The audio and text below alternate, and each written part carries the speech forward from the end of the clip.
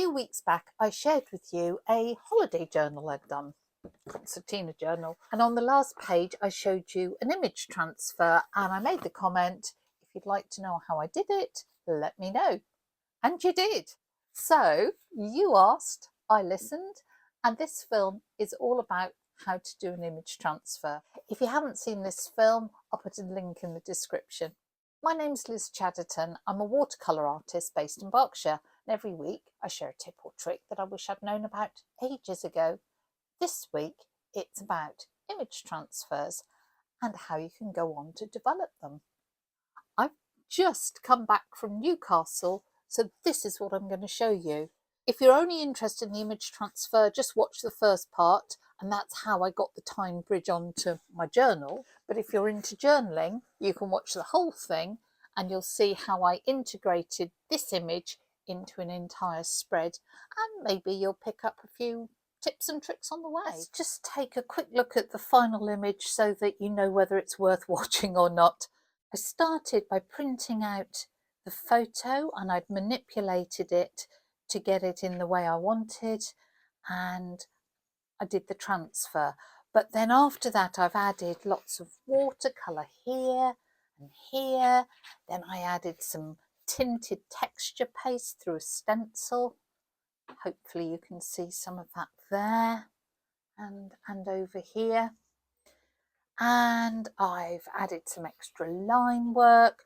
I used a bit of relief paint right at the end to give a little more texture, and I think, oh yep, even there's a little bit of stamping too. So I threw a few things at this page, and I have to say I absolutely love the result. And it's really terribly simple. You need a printout just on ordinary photocopier paper, and it needs to be a laserjet printer. You will need some matte gel, just acrylic matte gel, and you'll need something to press it down, either the back of a spoon or a little brayer. The most important thing is to remember that when you print this, the image is going to be reversed, particularly if you have any writing on your picture or it's a picture of a person. Make sure you reverse it using your usual photo software. Your phone, your iPad, your computer can all do that in the click of a button. The other thing to maybe do before you print it out is to play around with the colours. I mean, I have altered this photo to make it orange. The Tyne Bridge is not orange, but I thought that was kind of cool. So play around with it, intensify the colours before you print it out. I think it's a good idea to remove anything that you don't want. So I'm just going to cut round this picture. We're going to have to rub our paper right as part of the process, so the less paper there is, the quicker it will be to do this process. You could also tear around to get a less even edge, which can look pretty cool. I'm going to tear around the edges because I don't like the way the photo just stops sharp at the edge. Don't want to tear off those. Now, I haven't done a photo transfer onto this paper before, so this is going to be an experiment. It's quite rough and I'm worried about the contact, but hey, nothing ventured, nothing gained. So before you do anything, just think about your placement. I'm putting face down, and I'm just going to put some pencil marks so I know where to put the glue. Now I need to coat both the paper and the surface because we're going to stick it down, really make sure there's good contact, let it dry, and then take the paper off the back, and the ink effectively will be stuck to the surface. So let's protect my paper. We are going to be generous but not silly, because I don't want all the matte gel to squidge out the sides. You'll find this gel dries pretty quickly, so work efficiently. If you're doing a really big transfer, you might want to do it in several pieces and patchwork them together. And what we don't want to do is get any of this matte gel on the reverse of this paper, because it'll waterproof it and we wouldn't be able to remove the paper afterwards. I'm going to be particularly careful in the crease, make sure I'm generous there.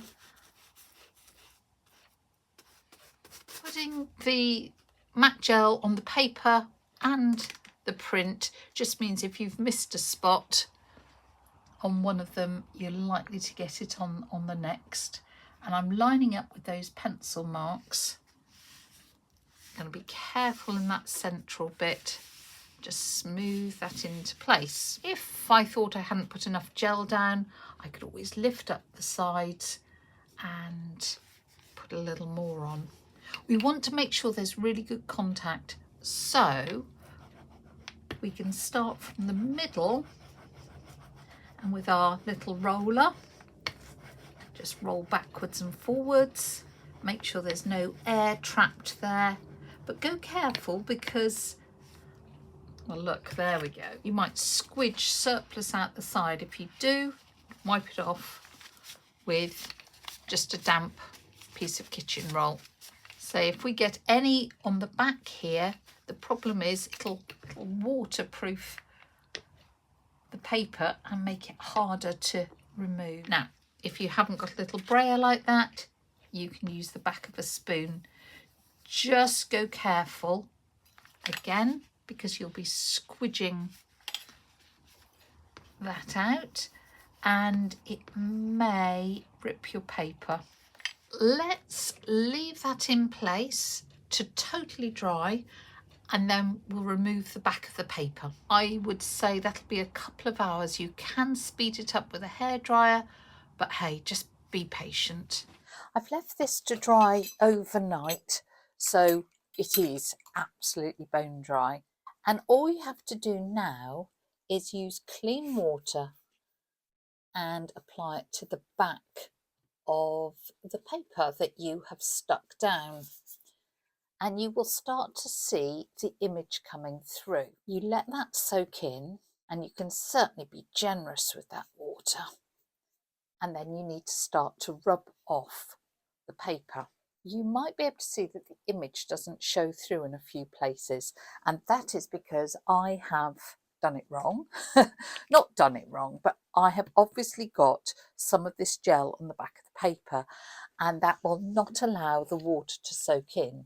I may have to rub extra hard, or we're going to have to improvise. But that's why I said don't get the gel on the back of the paper. Once it's soaked in, you start to rub with your fingers. And I hope you can see that the paper is starting to come off, but the ink has stayed attached to the surface. If it dries, just add more water. You might see in places that there's a sort of film covering the ink. That's just a very thin amount of paper, so just rub again gently to try and get as much off as possible. The other thing you might find that if you haven't really adhered it down either with that brayer or the spoon is that some of the ink will lift. There is nothing you can do about that apart from maybe print this again and patch up the piece, or just say that is part of the charm of the process, imperfection. Touch it up with paint, make it a feature of your image transfer. It is quite tough on your fingers. So if you're doing a big one of these, you might want to do it in stages before you end up with blisters. I don't know if you can see there, some of the print has come off, and I'm kind of not surprised because it was right by the crease, so I probably didn't stick it down brilliantly. I'm going to just go careful. Right, I'm just going to go over one more time and get off the last vestiges of the paper if I can, but I will show you what we can do. So in my experience, it tends to be the edges that are likely to lift. So just go careful. Anything down by the creases, that's likely to lift. Again, just go careful there. So we could let that dry and you will notice a slight sort of filminess over the image. We can get around that by simply coating it again in the gel, and that will get rid of it. So let's do that now. You can let it dry and coat it, but I'm anticipating that filminess, and this will just help. That gel is now dried, and if I hold this up to you, I hope you can see that it's not just a piece of paper stuck onto the surface. There is no edge to it. Well, possibly apart from that little bit there where I obviously have scuffed the paper up, but the whole image has transferred to the surface. So if you want to know image transfer, that's it. Stop watching now, go off and do it. But this is in my journal, and I'm going to think how I want to integrate and use this image. So I'm going to add some watercolours and probably some texture, maybe some stamping. And if you want to see that, please hang around. So having put the image in place, I'm going to extend the colour, and then I'm going to find some grey and extend the grey off as well. Now, I had sealed the top of this image transfer, as you saw, so I don't know what will happen when I put the watercolour on top. But, as always, there is one way to find out. The whole point of this journal is to be able to experiment in a safe environment where it doesn't matter, because, you know, if you're painting for an exhibition or indeed to teach or to sell or, you know, whatever, you want it all to work and to be wonderful. Well, in a journal, it doesn't have to be. The whole point of the journal is to let it not be wonderful. What I'm hoping my journal will do is to spark ideas that can, of course, be translated into finished paintings, or at least the basis of something. I've got these dual tip pens. Might be quite fun.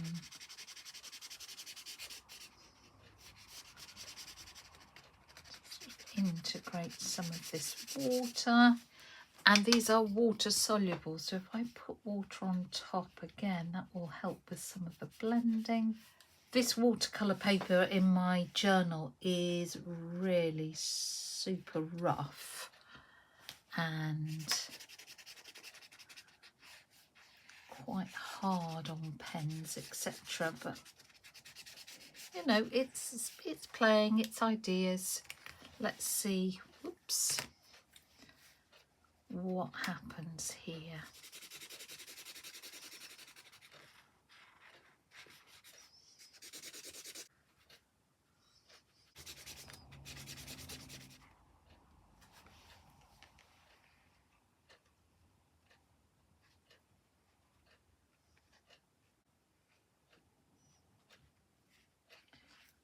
So just using a little bit of pen to sort of put some ripples in the river.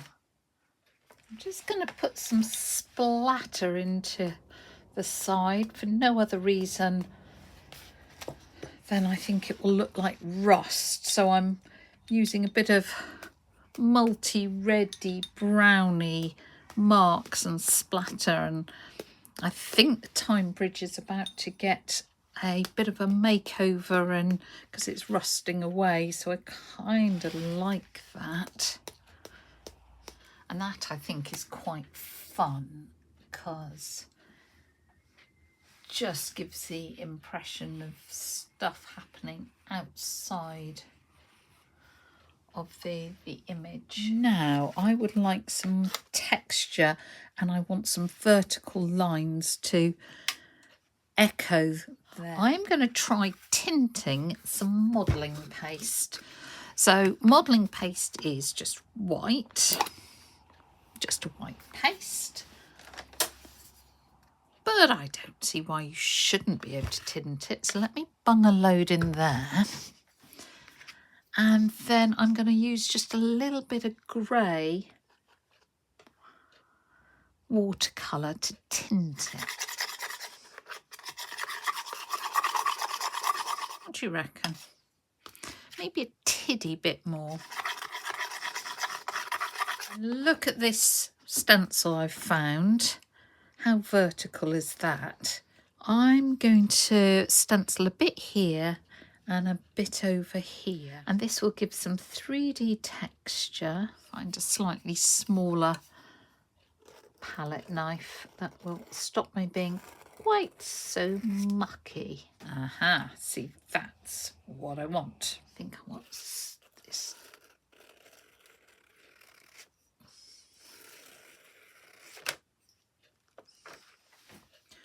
Ooh, look at that.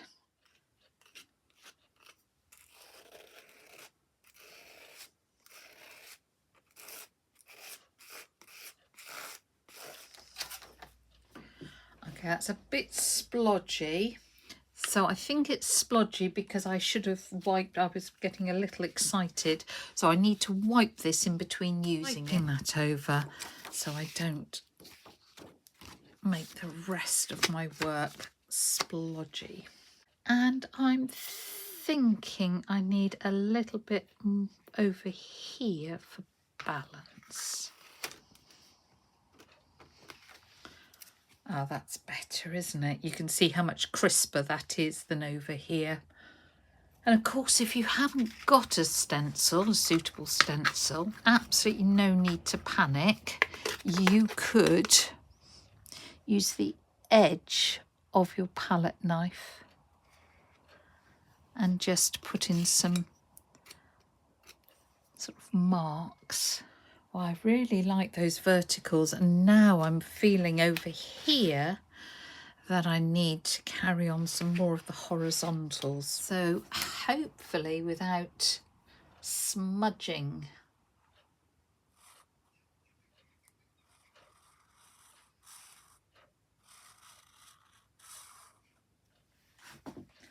I'll just carry on that horizontal, and I would like to follow the line of this rising one,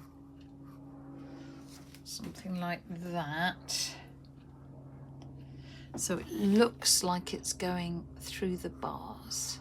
Right, I've got an acrylic marker, says it marks on anything water-based.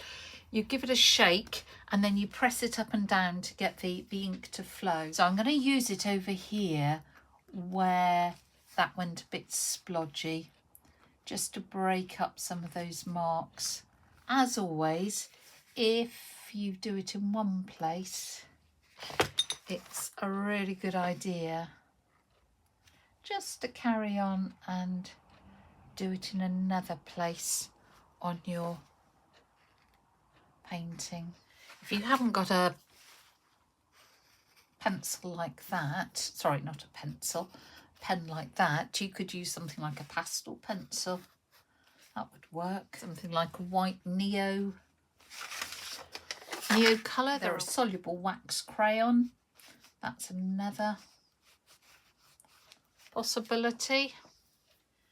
And just doing different marks in different media adds, I don't know, it's a different quality to the mark and helps you experiment and think about whether you might ever want to add some of these in other paintings and how they might work. Right, I'm rather liking the engineering feel of this.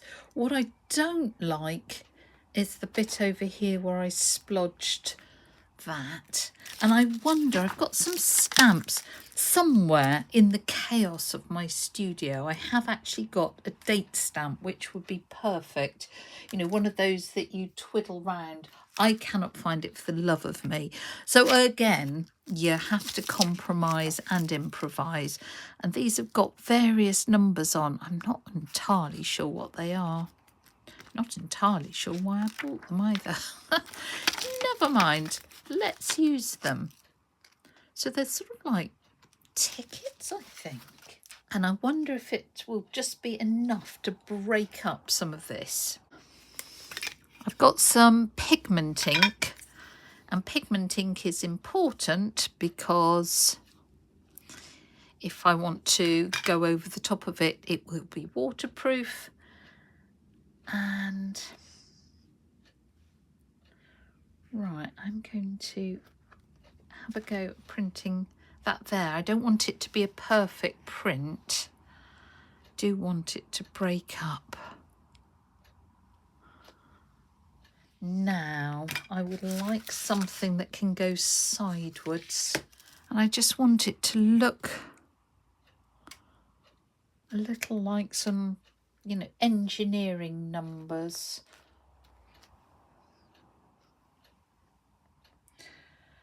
I'm not inking in between because I want it to break up and not be perfect. But now I do want something a little stronger. Now, my final thing in Quest, as I was looking for the stamp I couldn't find, I found this, which is relief paint. I have never used this in my life. And again, I believe if you look at the nib, we'll get a really fine white line that should, it's called relief paint, so I presume it should be in relief. And I wonder about just a couple of white lines.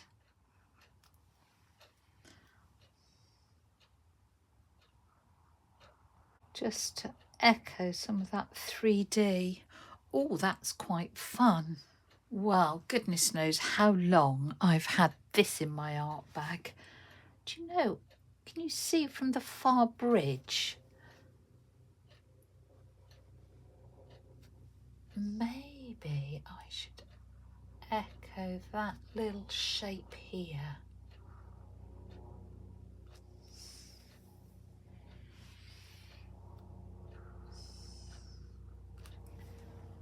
I'm just putting in a few very random marks to break things up a little. Tiniest tint of colour between some of these supports. And it is really for no other reason than I like it. So here's my ode to the Tyne Bridge and my little trip to see friends in Newcastle. I've tried to keep that sort of gritty industrial heritage feel to it, and in the process, of course, I showed you how to do that image transfer, which you could do with anything. It's such a nice way of getting that broken image onto your paper.